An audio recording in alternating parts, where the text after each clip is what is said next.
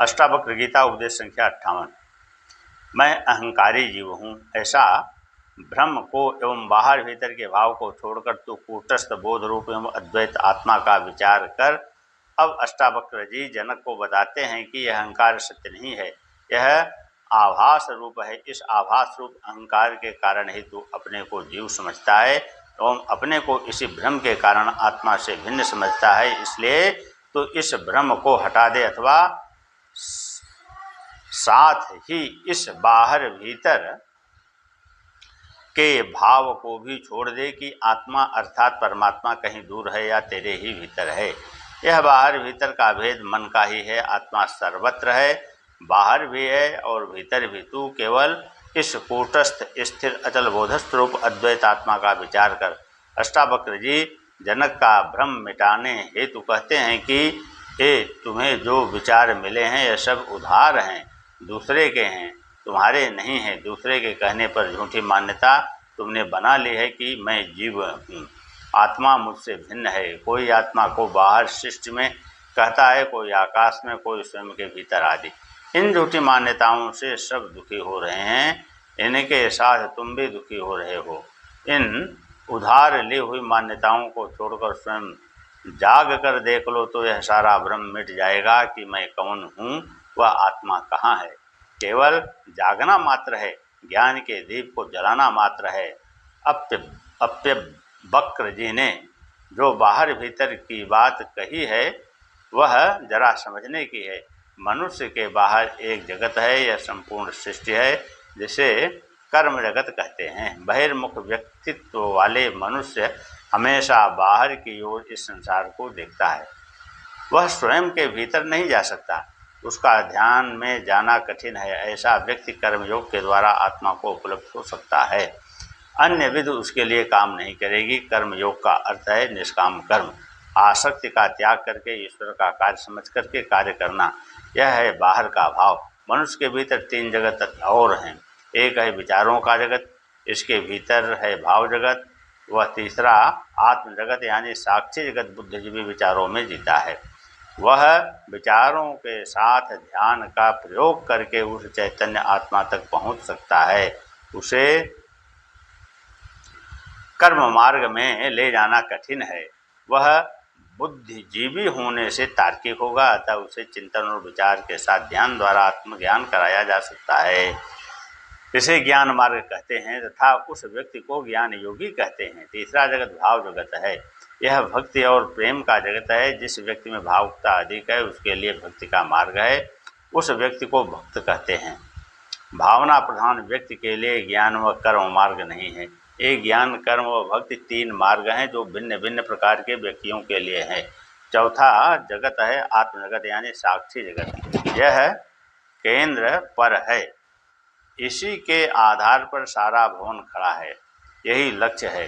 ज्ञान, कर्म और भक्ति मार्ग हैं। तीनों के साथ ध्यान जोड़ने पर उसी लक्ष्य को प्राप्त होते हैं।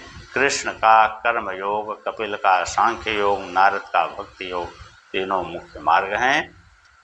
इनमें अष्टावक्र जी का मार्ग अनूठा है। सीधा साक्षी पर कोई विधि नहीं बताने, सीधे साक्षी की बात कहते हैं, यही अंतिम है। इन साक्षी भाव में सीधा जाने से समस्त भ्रम मिट जाते हैं। यह देह, मन, बुद्धि, अहंकार जगत एवं भ्रमोत ज्ञात होने लगते हैं, जैसे थे ही नहीं। इनके प्रति जो ख्याल है सब मिट जाते हैं, सभी धारणाएं टूट जाती हैं। अष्टावक्र जी सीधे उस परम शक्ति का बोध कराते हैं जिससे अहंकार अपने आप गिर जाता है, समस्त भ्रम मिट जाते हैं। धर्म कोई परंपरा नहीं जिसे निभाना मात्र है, तथा परंपराएं भी धर्म नहीं। धर्म शाश्वत है, धर्म के द्वारा आदमी बनाया गया है। धर्म आदमी से भी पूर्व था, धर्म नया पुराना भी नहीं होता, अस्तित्व ही धर्म है। धर्म है मनुष्य की पूर्ण क्रांति, महाक्रांति, इससे ज्ञान हो जाता है। इस सूत्र में अष्टावक्र आत्मा को कूटस्थ स्थिर अचल कहते हैं। यह चलती नहीं, संसार चलता है। आत्मा केंद्र है, संसार परिधि है, परिधि ही चलती है। केंद्र या धुरी नहीं चलती है। धुरी के स्थिर रहने से ही संसार को गति मिलती है। परिधि पर गति सर्वाधिक होगी। वह ज्यों ज्यों केंद्र के समीप जाते हैं गति कम होती जाती है। अधार्मिक की गति सर्वाधिक होगी। वह ज्यों-ज्यों धार्मिक होता जाता है गति कम होती जाती है। जितना राग द्वेष ईर्ष्या लोभ मोह अहंकार अधिक होगा उतना ही गति तीव्र हो जाती है।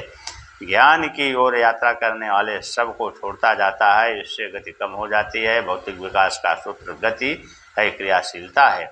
अध्यात्म का सूत्र विश्राम है, शांति है। अमेरिका, जर्मनी, जापान आज सर्वाधिक गतिशील राष्ट्र हैं। भारत के अध्यात्मवादी होने से इसकी गति कम हो गई। भौतिक समृद्धि प्राप्त नहीं कर सकता। केंद्र उपरि दोनों भिन्न दिशा केंद्र हैं, ज्ञान हैं। ज्ञान के बिना विज्ञान के भी अच्छे परिणाम नहीं आ सकते। विज्ञान शक्ति मात्र देता है, उपयोग का ज्ञान नहीं देता, जिसके विनाशकारी परिणाम होते हैं। यहाँ यह जान लेना आवश्यक है कि आत्मा स्थिर है, अचल है, किंतु वही केंद्र है जिसके आधार पर यह समस्त सृष्टि चक्र चलायमान है। यदि केंद्र न हो तो परिधि किसके सहारे चलेगी? हर गतिशील पदार्थ का एक केंद्र होता है जिससे उसको गति मिलती है। सृष्टि में बिना केंद्र के कोई वस्तु नहीं चल सकती। जो कहते हैं कि केंद्र कोई नहीं है, कोई आधार नहीं है, सब अपने निज स्वभाव से हो रहा है, कोई मूढ़ ही है। कबीर ने चलती चक्की यानी परिधि की बात कही तो उसके पुत्र कमाल ने केंद्र की बात कही। परिधि को शक्ति केंद्र से मिलती है, यह केंद्र स्वयं नहीं चलता, केवल शक्ति देता है जिससे सृष्टि की समस्त क्रियाएं संचालित होती हैं। इस जड़ शरीर में जो गति है वह चेतन की ही है। यह केंद्र शक्ति ही नहीं, ज्ञान भी है। ज्ञान विहीन शक्ति ही पैशाचिक वृत्ति है एवं ज्ञान युक्त दैवीय शक्ति दोनों के पास है, किंतु भेद ज्ञान के कारण है। अष्टावक्र जी यही बात बता रहे हैं कि यह आत्मा कूटस्थ स्थिर अचल है, जिसकी शक्ति से यह समस्त सृष्टि चल रही है, साथ ही बोध रूप भी है। फिर शक्ति और बोध भिन्न नहीं है, उसी आत्मा के हैं। दोनों को भिन्न मानना ही अज्ञान है। हे पुत्र, तो बहुत काल से देहाभिमान के पास से बंधा हुआ है, इसी पास का मैं बोध हूँ। इस ज्ञान रूपी तलवार से काट कर तू सुखी हो। अष्टावक्र जी जनक को बता रहे हैं कि वह एक ही चैतन्य अनेक रूपों में अभिव्यक्त हुआ है। शरीरस्थ आत्मा भी वही चैतन्य है, यह शरीर उसी का फैलाव मात्र है, जो यद्यपि पंच तत्व से बना प्रतीत होता है, किंतु इन पंच तत्वों का निर्माण भी इसी चैतन्य से हुआ है। इसी आत्मा का विकास मात्र है। शरीर दृश्य आत्मा है एवं आत्मा अदृश्य शरीर है, भिन्न नहीं है। किंतु तेरा भ्रम यही है कि तू अपने को केवल शरीर मात्र मानता है, आत्मा नहीं मानता। इस एकत्व भाव को भूलकर ही तू देहाभिमान के पास में बंध गया है। तुझे किसी ने बाधा नहीं है, स्वयं के भ्रम से ही बंधा है। यह शरीर और आत्मा से भिन्न होने की भ्रांति भी तुझे अनेक जन्मों से है, इसीलिए अनेक जन्मों से तू इस शरीर के अभिमान के कारण बंधन में रहा है।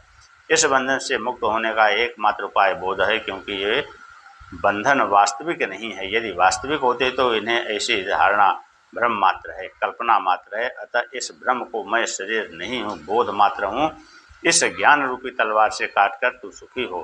भ्रम का इलाज विश्वास से ही होता है, वहाँ डॉक्टर की दवाई काम नहीं करती। भूत का इलाज ओझा ही कर सकते हैं, या बाबा जी की धुनी की राख ही काम देगी। घर में भूत दिखाई देने का भ्रम दीपक जलाकर देखने से ही दूर होगा। इसलिए अष्टावक्र जी ज्ञान रूपी तलवार से ही इस ज्ञान रूपी देहाभिमान को नष्ट करने को कहते हैं, क्योंकि अज्ञान का विनाश ज्ञान से ही होता है।